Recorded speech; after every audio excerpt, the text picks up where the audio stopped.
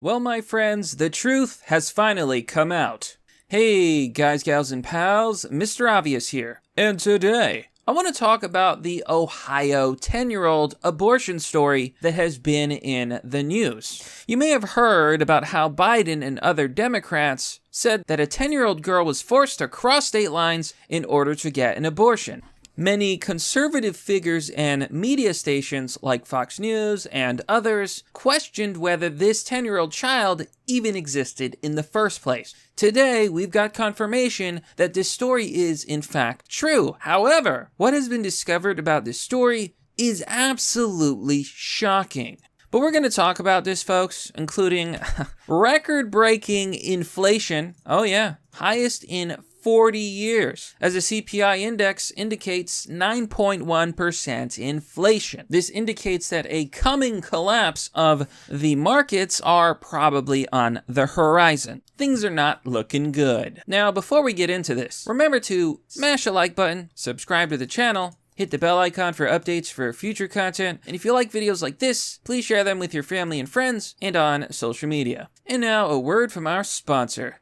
Introducing Webull. Webull is a trading app where you can buy and sell stocks and cryptocurrency. Open a Webull account today and deposit any amount of money, even $1, and you could get up to 6 free stocks worth up to $9,000. My friends, it's basically free money. So download the app, install Webull, deposit a few bucks, and you're gonna get those free stocks, my friends. Join Webull today by clicking the affiliate link down below.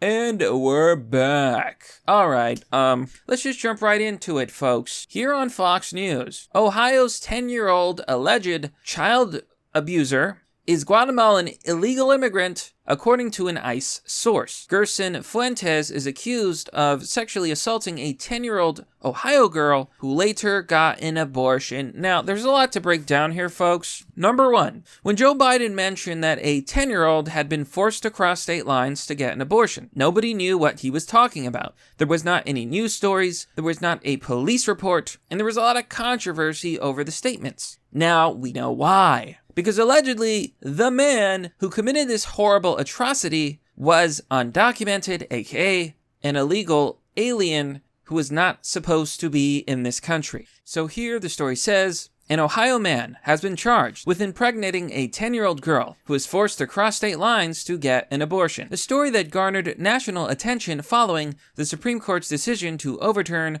Roe v. Wade. Gerson Fuentes, 27 years old, was arrested on Tuesday and has been charged with 1 count of sexual assault after police say he had confessed to abusing the child 2 different times, the Columbus Dispatch reported. The unidentified child made national headlines when she traveled from Ohio to Indiana to get an abortion. After the state banned the procedure after 6 weeks, hours after the 6-3 Supreme Court vote. There's a lot of problems with this story. Number one, when this story was reported, they conveniently left out the fact that the perpetrator was not in America legally. Now consider the fact that Democrats and Biden have allowed unfettered illegal immigration into the United States. I'm going to show you something. Here on Twitter with Bill Mulligan, a national correspondent for Fox News. He says, breaking, one of the most massive single groups we have ever witnessed has crossed illegally at the border, crossing into El Paso, Texas right now. The line of people went so far into the trees, it's hard to get a count. Hundreds upon hundreds, coyotes guiding them in the water. At Fox News.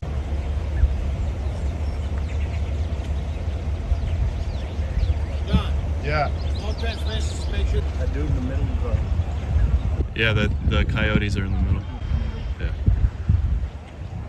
I mean, they're going to keep coming based off how long that... This is exactly what I'm talking about. Under Joe Biden, we have had, and this is according to the latest data, the most amount of illegal immigration that this country has ever seen. So check this out, folks. The arrest comes one day after Ohio Attorney General Dave Yost said in his office that he didn't hear a whisper about the 10-year-old girl who had allegedly had to leave the state in order to get an abortion. And he said, there's no biological evidence of the case as a rape kit was not performed. Yost, 65 years old, told Fox News' Jesse Waters on Monday, July 11th, 5 days after the girl identified Fuentes to authorities and weeks after a child services report was generated, that a police report was never filed involving a 10-year-old victim of sexual assault, and that the office works closely with law enforcement, indicating he would have known about it if one was filed. Yo, hold on a minute. Do you mean to tell me that not only was there never a police report filed, that they did not even perform a rape kit?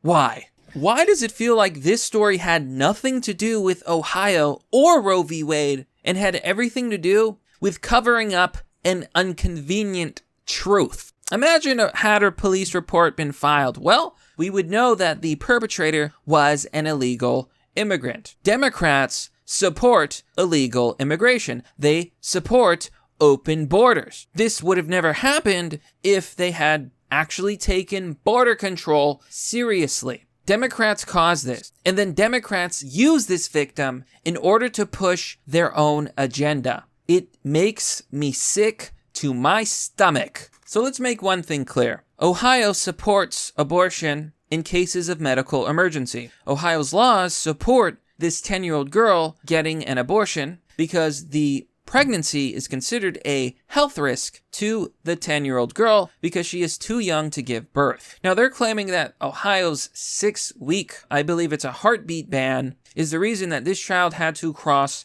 state lines. There are exceptions, again, for emergencies. So this is not a good argument. However, the fact that a police report was never filed and the fact that they did not perform the necessary tests to get biological evidence makes me believe that this is one big scandal. Welcome to 2022, my friends. Joe Biden's America. Well, let's talk about Joe Biden's America here on the Daily Mail. As you probably heard, the United States just hit 9.1% inflation. This is the highest amongst developed countries, despite Biden saying the opposite. In fact, this is a 40-year high, and it is hurting Americans very bad. So you had major cope by the White House, by Joe Biden, basically saying that this sky-high inflation was no big deal. Meanwhile, you've got top experts and analysts saying that a severe recession is necessary in America's near future. Here the story says, inflation in the U.S. rose to 9.1% in June, the highest since 1981, and a greater increase than economists predicted as President Joe Biden claims the issue is subsiding. So this is a little complicated, but long story short, the Consumer Price Index, basically it's a measure of the average cost of consumer goods. This includes food, gas, oil, and what we're seeing now is 9.1% inflation. This is much higher than anybody guessed. People are saying like 8.8%. It's 9.1. So what does this really mean? Well, according to Moody Analytics, this inflation is costing Americans $593 extra each month. About $500. But this is not reality, okay? The CPI is a average. The reality is we're seeing gas prices go up by 40%. We've seen food go up by 20%. The cost of goods has gone up dramatically, far higher than a mere 9.1%. So the reality is America is it's on the verge of collapse. Take a look at this. Here on Twitter, Brigitte Gabriel says the following. Starbucks is closing 16 stores in Democrat cities like Philadelphia, Seattle, Portland, and DC due to safety issues.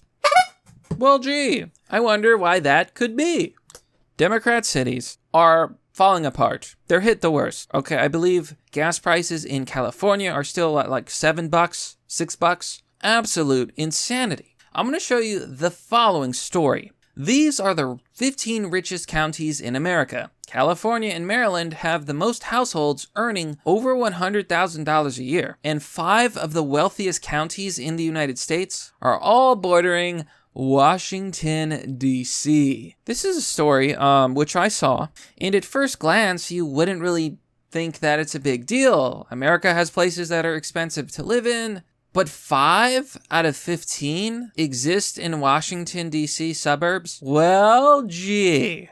And that's when you realize how corrupt are our politicians, crashing the economy, letting things go out of control at the border, putting people's lives in danger, and destroying their livelihoods. All of them are rich. They're living in their Washington, D.C. suburb, making over $100,000 per year. Meanwhile, you better pay $300 for a full tank of gas, bucko. You got work to do. Meanwhile, these politicians, they sit back, they relax, they sip their champagne, and they make those sweet, sweet taxpayer dollars. Ooh. Yeah. The government recently announced that it is sending an additional $1.7 billion in aid financially to Ukraine. Maybe we should just keep squeezing the horn at this point. In a lot of ways, I'm just tired. I'm tired of watching this country burn to the ground. I'm tired of watching incompetent politicians who hate us, don't give a shit about us, destroy everything we hold dear. They destroy our economy. They destroy our livelihoods. They destroy our lives. They put our children in danger, all for their agendas, all for their money. They don't care about us. They don't care about the children. They don't really care about abortion. All they care about is getting what they want, which is more power, more money, and less oversight. So yeah, inflation's at 9.1%. The government is giving away billions of dollars to foreign countries. Your politicians don't give a shit about you. A record-breaking amount of people are crossing illegally at the border. A 10-year-old girl was impregnated by an illegal, undocumented immigrant. This is Joe Biden's America. May God have mercy on his soul. But that, my friends, is merely the obvious.